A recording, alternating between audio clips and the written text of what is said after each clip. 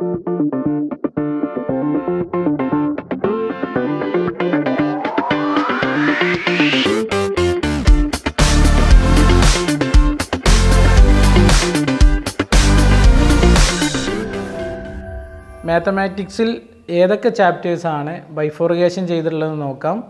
Subject code 311. Total നിങ്ങൾക്ക് 38 ചാപ്റ്റേഴ്സാണ്. ആ 38 ചാപ്റ്റേഴ്സിൽ നിന്നും വെറും 23 ചാപ്റ്റേഴ്സ് മാത്രം നിങ്ങൾ പഠിച്ചു കഴിഞ്ഞാൽ മാത്സ് ഈസി ആയിട്ട് നിങ്ങൾക്ക് പാസ്സാവാൻ സാധിക്കും. ടോട്ടൽ നിങ്ങൾക്ക് 10 മൊഡ്യൂളുകളാണ് വരുന്നത്. അപ്പോൾ ഓരോ മൊഡ്യൂളിൽ നിന്നും ഏതൊക്കെ ചാപ്റ്റേഴ്സാണ് പബ്ലിക് എക്സാമിനേഷന് വരുന്നത് എന്ന് നമുക്ക് നോക്കാം. Module 1 sets, relations and functions. Module 2 sequences and series. Module 3 algebra. ഈ 3 മൊഡ്യൂളിൽ നിന്നും ഒരു ചാപ്റ്റർ പോലും നിങ്ങൾക്ക് പബ്ലിക് എക്സാമിനേഷന് വരുന്നില്ല. അപ്പോൾ ആ 3 മൊഡ്യൂൾ നോക്കേണ്ട ആവശ്യമില്ല. കാരണം ആ ഒരു മൊഡ്യൂളിൽ നിന്ന്, ആ 3 മൊഡ്യൂളിൽ നിന്ന് ഒരു ചാപ്റ്റേഴ്സ് പോലും പബ്ലിക് എക്സാമിനേഷന് വരുന്നില്ല.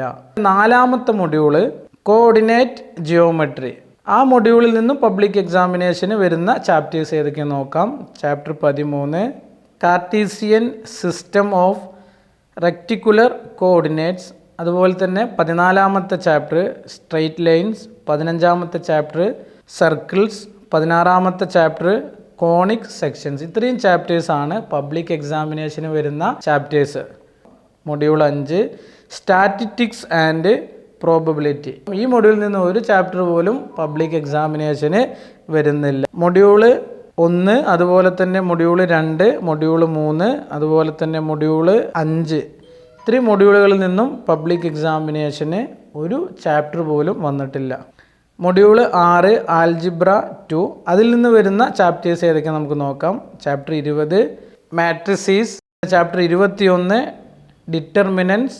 Chapter 22 inverse of the matrix and its applications. ഇത്രയും ചാപ്റ്റേഴ്സാണ് മൊഡ്യൂൾ 6ൽ നിന്ന് വരുന്നത്. Module 7 relations and functions. ഈ മൊഡ്യൂളിൽ നിന്ന് പബ്ലിക് എക്സാമിനേഷന് വരുന്ന chapters 23 relations and functions 2, 24 inverse trigonometric functions. ഇത്രയും ചാപ്റ്റേഴ്സ് മാത്രമാണ് ഈ മൊഡ്യൂളിൽ നിന്നും പബ്ലിക് എക്സാമിനേഷന് വരുന്ന ചാപ്റ്റേഴ്സ്. അപ്പോൾ കുറച്ച് ചാപ്റ്റേഴ്സ് മാത്രമാണ് നിങ്ങൾക്ക് പഠിക്കാനുള്ളത്. ടോട്ടൽ 38 ലെസണിൽ നിന്ന് വെറും 23 ചാപ്റ്റേഴ്സ് മാത്രമാണ് നിങ്ങൾക്ക് പഠിക്കാനുള്ളത്. ഇനി മൊഡ്യൂൾ 8ൽ നിന്നും ഏതൊക്കെ ചാപ്റ്റേഴ്സ് വരുന്നുണ്ട് എന്ന് നോക്കാം. Module 8 calculus. ഈ ചാപ്റ്ററിൽ നിന്നും കൂടുതൽ ചാപ്റ്റേഴ്സ് പബ്ലിക് എക്സാമിനേഷന് വരും. നമുക്ക് നോക്കാം. 25ാമത്തെ chapter limits and continuity. Chapter 26 differentiation. Chapter 27 differentiation of trigonometric functions. Chapter 28 differentiation of exponential and logarithmic functions. Chapter 29 application of derivatives. Chapter 30 integration. Chapter 31 definite integrals. Chapter 32 differential equations. ഇത്രയും ചാപ്റ്റേഴ്സാണ് public എക്സാമിനേഷന് വരുന്ന chapters. അപ്പോൾ കൂടുതൽ chapters ചോദിച്ചിട്ടുള്ള module ഏതാണ്? Module 8ാമത്തെ മൊഡ്യൂളാണ്. അതിൽ നിന്നും ഒരുപാട് ചാപ്റ്റേഴ്സ് പബ്ലിക് എക്സാമിനേഷന് വരുന്നുണ്ട്. ഇനി അടുത്ത module 9 vectors and 3 dimensional geometry. ഈ മൊഡ്യൂളിൽ നിന്ന് പബ്ലിക് എക്സാമിനേഷന് വരുന്ന chapters chapter 33 introduction to 3 dimensional geometry. Chapter 34 vectors. Chapter 35 plane. Chapter 36 straight line. ഇത്രയും ചാപ്റ്റേഴ്സാണ് 9ാമത്തെ മൊഡ്യൂളിൽ നിന്ന് വരുന്ന ചാപ്റ്റേഴ്സ്. ഇനി module 10 linear programming and mathematical reasoning.